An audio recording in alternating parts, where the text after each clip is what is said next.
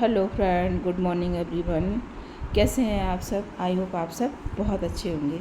तो फ्रेंड, कहानी है लालची सासू माँ की।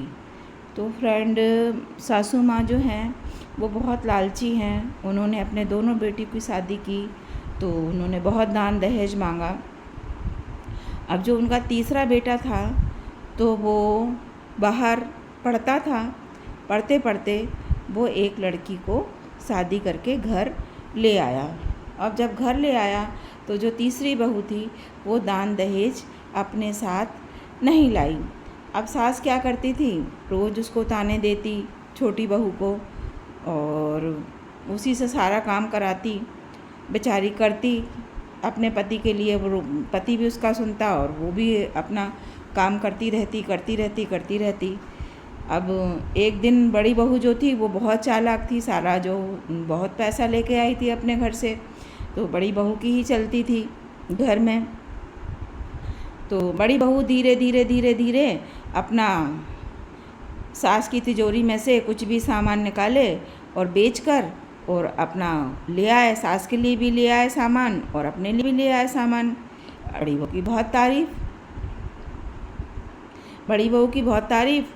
अब जो जो थी बड़ी सास बड़ी बहू को कुछ नहीं करने देती और छोटी बहू काम करती और बीच वाली के लिए भी ले आती तो वो भी अपना खुश रहती उससे, वो भी कुछ नहीं कहती। अब क्या हुआ, एक दिन सास ने बोला कि बहू, कुछ त्योहार था तो सास ने बोला, बहू जो हमने तो पुश्तैनी हार दिया था वो हार ले आओ। अब बहू के पास तो हार है ही नहीं है, बहू तो बेच खाई हार, अब कहाँ से लाएगी। तो जो वो बेचकर जो भी सामान लाती तो वो ये कहती, ये मेरे पिता ने भेजा है, ये मेरे चाचा ने भेजा है, ये मेरे इसने भेजा है। और सास खुश, सभी खुश, ससुर खुश। अब जो पुश्तैनी हार जो था वो उसने बेच दिया। उसके ससुर जो गए दुकान पे तो उन्होंने कहा, अरे ये तो हमारा पुश्तैनी हार है। उन्होंने देख लिया, किसी काम से गए तो घर आए तो उन्होंने बताया कि हमने वो पुश्तैनी हार हमने उस सुनार की दुकान पे देखा है। तो बहू सास ने बुलाया बहू को, तो बहू जो थी वो आई सास के पास तो बोली, वो पुश्तैनी हार ले आओ, मुझे काम है थोड़ा सा, मैं पहनूंगी और आप लोग भी अपना वो निकाल लो, आज त्योहार है तो सभी लोग अपना अपना। बोली, माँ जी वो बहुत भारी है, मैं नहीं पहनूंगी, और आप क्या पहनोगी बुढ़ापे में, और आप रहने दो, रखा रहने दो। सास बोली, नहीं नहीं बहू आप ले आओ। तो सास ने चाबी मांगी ज़बरदस्ती। तो बहू जो आनाकानी करने लगी चाबी देने के लिए, क्योंकि वो तो सारा बेच खाती थी और उसका क्या नाम, अपने मायके के गुणगान करती थी। सास बहुत खुश थी उससे, क्योंकि मेरी बहू बहुत पैसे वाली घर की है, मेरी बहू बहुत पैसे वाली घर की है। तो अब उसके पास था ही नहीं। सास ने लिया तो देखा तो फिर उसने बताया कि माँ जी मैंने तो हार ऐसे ऐसे बेच दिया है और मैं कोई नहीं, वो पैसे पिताजी भेजते हैं, मैं तो ऐसे ऐसे बेच के आपके लिए सामान ले आती हूँ, अपने लिए सामान ले आती हूँ, माँ जी मुझसे गलती हो गई, मुझे माफ़ कर दो।